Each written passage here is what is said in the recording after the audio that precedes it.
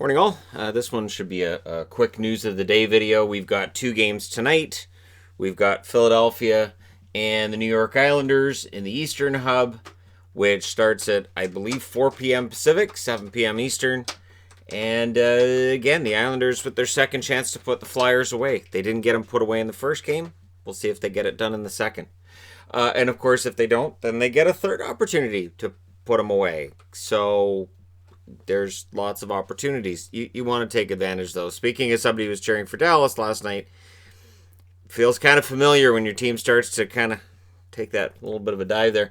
So Barzal's going to be a game-time decision. Couturier, they're not saying much on. I don't think Couturier plays. I think that Barzal does. I'd be very surprised if Couturier plays. But again, at this time of year, any season, not just, pandemic season, but any season, teams don't tell you who's playing and who's not before the game. That's not how that works. So we'll see. Can the Islanders get back what they had going into Game 5, or have the Flyers turn the momentum in their favor? And are we now looking at the potential for a 3-1 comeback? We may have a couple. That being said, at 6:45 Pacific, 9:45 Eastern, the Vegas Golden Knights and Vancouver Canucks will play Game 6. And again, as a Canuck fan, I couldn't be prouder of what Vancouver's done this year. If this is the last game, kudos to them for getting this far, beating Minnesota, and then beating the St. Louis Blues and taking 2 games against Vegas. That's 9 wins. That's more than a lot of us expected, and it shows that this team is on the rise. For Vegas, their time is now. So I get it, and I would be very surprised if Vegas doesn't win. And now they'll be looking at having a little bit of extra time on Dallas and Colorado, who play again tomorrow. But remember, if this game tonight ends up going Vancouver's way, it's almost hard to say it, then they play again tomorrow in Game 7. So Vegas wants this done tonight, because if they don't, Vancouver plays again tomorrow, and then they have momentum on their side. They haven't said whether or not Markstrom's going to be fit to play. If they don't play Demko, I think a lot of Canucks fans are going to be yelling at the TV, because that's how quickly things change in the playoffs. That is how quickly things go completely askew. So, and just when you look at the numbers, Markstrom's numbers against Vegas weren't very good. And if he was dealing with an issue, and the way you can normally tell with a goaltender if they're dealing with a groin injury is it affects their lateral movement. So if that's something that's caused Markstrom to maybe miss 1 or 2 that he would have got in the last series, if that's something that's been bothering him and it just got to the point where Demko had to go in, then let him rest and throw Demko in tonight.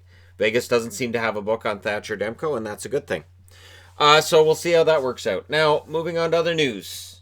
Boston, Zdeno Chara wants to come back, and he wants to play for Boston. I don't think he's interested in playing somewhere else as a UFA. I will say this. For all the people that are saying, oh, it's time, he's got to put him out to pasture. Boy, people sure turned on Boston fast, right? They were the number 1 team in the league. I think they were like 10 points ahead of the entire National Hockey League at one point this year. And then they lose against Tampa, and everybody goes, that's it, they're old, they're done. That's it, look, see, they're old, they're done. They're just done because they're old. They're old, see, we knew this was going to happen. No, you didn't. So the Bruins have some questions, and yes, they have some questions on their blue line. I think they're being completely overblown right now, though. I do. And if Chara wants to come back, I think 1 year at, say, $1.5–2 million, I don't think that breaks the Bruins. And I think there would be worse things you could do. Because again, no, he's not the guy he was 10 years ago, but he wasn't getting paid like it either. If he was getting paid $8 or $9 million this year, then I'd be right there with this was ridiculous. But he wasn't. So if he wants to come back, I don't see any harm in it. Bergeron has revealed that he was dealing with a lingering groin injury, and he said it's just basically one of those things you just play through it. So this is circling back on something that was asked of me after Calgary lost their series against Dallas, and they were talking about, well, is this an excuse? Is this a reason? It's a reason. Nobody will say that injuries are just an excuse and they don't matter, but every team is dealing with injuries at this time of year. And by this time of year, I mean playoffs, not September. God, it's weird. 2020, right? But Bergeron dealing with a lingering issue. I'm sure there were other Bruins that were as well. But I'm also sure Tampa Bay has a lot of players dealing with lingering injuries, as does every other team that's still playing. So Bergeron has proven in the past he will play through pretty darn near anything. He proved that in the run to the finals in 2013. And what he played through there, collapsed lung, it's fine. I'll go out there. Just holy crap. But we'll see what happens with the Bruins next year. Because all of a sudden now, all the articles are, oh yeah, they're old and they're slow. And oh yeah, it's done. Right, just like last year, Tampa Bay had lost in 4 in round 1. And all the articles were, did they lose their best chance? This may have been Tampa's best chance. Now they're not going to be able to stay under the cap. It's all going to fall apart. I love media reactionary stuff like that. That's it. All right, so it's done then. It's all finished. It's done. Just imagine if every GM did that. You had one GM that was successful and the 30 others going, well, we're complete failures. We're just going to let everybody go to free agency? Yeah, all right. Let's just trade everybody because we've been playing this video game and that's what you do on there. So if you don't win the cup, you just trade everybody. So weird. Goaltending. Gonna be a lot of goalies getting moved, and there's a lot of smoke and fire around Matt Murray. Now, here's my problem with it. So I was reading an article earlier this week, which I got a good chuckle about how the Maple Leafs could be in on Pietrangelo. Now there's news that the Maple Leafs may very well be after Matt Murray, and that they may trade Anderson out. So Murray very well is likely the next goaltender that's going to be moved. And we could see musical chairs with goaltenders this offseason. Because again, if Matt Murray goes to Toronto, then Toronto moves on from Freddie Anderson. And going from Freddie Anderson to Matt Murray, I foresee this, and it feels a lot to me like some of the other goaltending moves that have been made by Toronto in the past. And I don't want to speculate on how it'll turn out because maybe Matt Murray will play great for Toronto if he goes there. But it's weird because everybody gets tied to Toronto. Isn't that weird? How every time somebody's available, there's a big free agent coming up. One of the first articles we see here in Canada is, Toronto? Hey, how about Toronto? How's Toronto? And then you'll point out, they don't really have a lot of cap space. Yeah, but Toronto, right?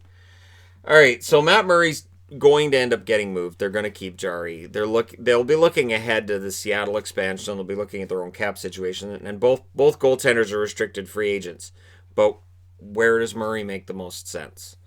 And I do expect other goalies to be on the move. I wouldn't be surprised if Freddie Anderson gets moved. But if you look at his stats in that play-in round against Columbus, Freddie really isn't the problem in Toronto. But that's fine. Anyways.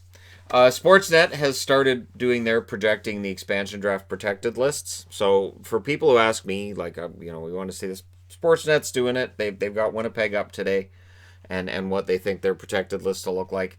Again, I think it's too early. I think because we need to see what trades are going to be made this summer. We need to see what's going to happen with unrestricted free agency and the draft.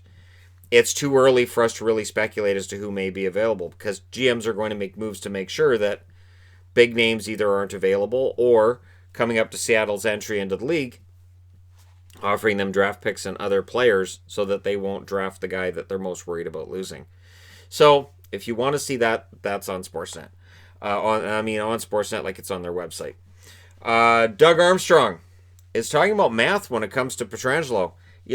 Sensible bookkeeping is important, and understanding how much cap space you have is important at this time of year. Again, this time of year, meaning as you're going towards unrestricted free agency. And he's basically saying all the right things, saying we want to keep him, but you have to take the $81.5 million cap, divide it by 23 players, and you have to figure out how much money you are going to be willing to offer each player. So basically being of the mind that we want to keep him, but we don't want to overpay to keep him. And I have to say I agree with that.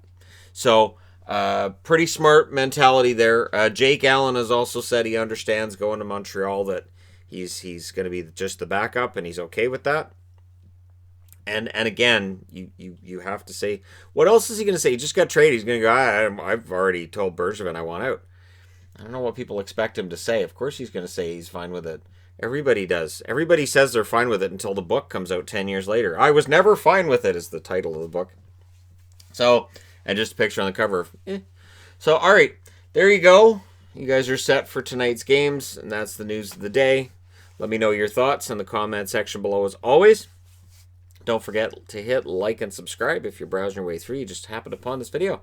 Thank you guys so much for watching, for all your support. I will talk to you again soon.